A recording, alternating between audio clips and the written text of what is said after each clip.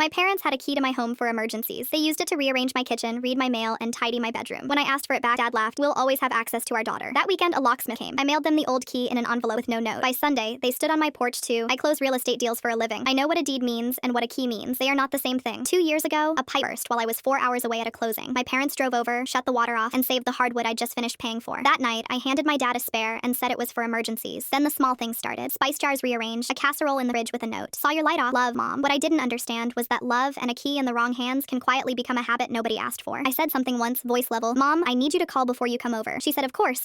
The casseroles kept coming. Then I came home from a work trip to Carnations I hadn't bought and a note on the fridge. Come by Sunday, don't be cross. We did it out of love. Did what? Third envelope from the bottom of the mail stack. Slid open, pressed back shut. Inside, a formal job offer. Lead escrow manager, new branch, 6 hours away. Certified mail, signed for by my mother while I was in another state because she'd let herself in and happened to be in my kitchen when the carrier knocked. She opened it, circled the response deadline in blue ballpoint, my mother's handwriting around my future, and clipped a sticky note to the front. 5 words I will see for the rest of my life. We'll talk Sunday. Mom. 11 days from the date stamp, and I'd already lost 3 of my 14 to the trip. When I called HR the next morning, a call had already come in from someone claiming to be family, said I had obligations at home, wouldn't be relocating, asked if the role could go to someone else. My mother had called my employer, claimed to speak for me, and told them I was declining a job I had not declined. I told one person at work, a closing attorney I trust. She said, opening certified mail that isn't yours is a federal offense, and calling your employer to misrepresent your intentions is its own pile of trouble. I filled the complaint form out and sat with it next to the slit envelope most of the night. Filing it would feel like justice for exactly 1 day, then become the only story my family ever told about me. They'd get to be the victims. I tore it up, not because I was scared, because it was their kind of move, not mine. I am not loud. I am precise. I called the hiring manager directly. 6 years between us. Facts only. Interference with my mail. An unauthorized call claiming to speak for me. I did not decline. I want the position. I'm ready to relocate. The flag on my file had nearly cost me the slot. She'd been 2 days from moving to the next candidate. She held it because the call hadn't sounded like me. I can hold the door, she said. I can't carry you through it. By Thursday, the slot was mine again. Clawed back. Then I called a locksmith. Saturday morning, he rekeyed both exterior doors. I put the old spare in a plain white envelope, wrote their address on the front, and did not write one word inside. Drove to the post office. Dropped it in the slot. Sunday morning, I made coffee and drank it at my kitchen table in the early light. I wasn't afraid. For 2 years, I blinched every time I came home, bracing for what had been moved or decided for me. Now, on the morning I knew a storm was driving across town toward my door, I felt the opposite. The locks were mine. The job was mine. They came at 10. His car, 2 doors, their voices on the walk. I stood in my kitchen and waited for it. The screen door, the key going in, and then the stopping. He tried it again. Then the pounding. Tori, open the door. I looked through the window first. My father on the porch with the dead key between his fingers, face going from confusion to outrage. And behind him, my mother, holding the plain white envelope against her chest. Her face wasn't angry. It looked like someone who had finally understood something she'd spent 2 years refusing to. I opened my front door. I stood in the doorway. I did not step back. He held up the dead key. You changed the locks on your own parents? We'll always have access to our daughter. You had access because I gave it to you. You used it to open my mail and call my job. A key isn't a right, Dad. It's something I can take back. I looked at my mother. Her loneliness was real. None of that made what she did excusable. I love you, I said. When you're ready to knock instead of unlock, call me. I'll answer. I stepped back. I closed my own front door. The new lock caught with a sound so soft it was almost nothing. I accepted the job in writing 3 days later. I just signed.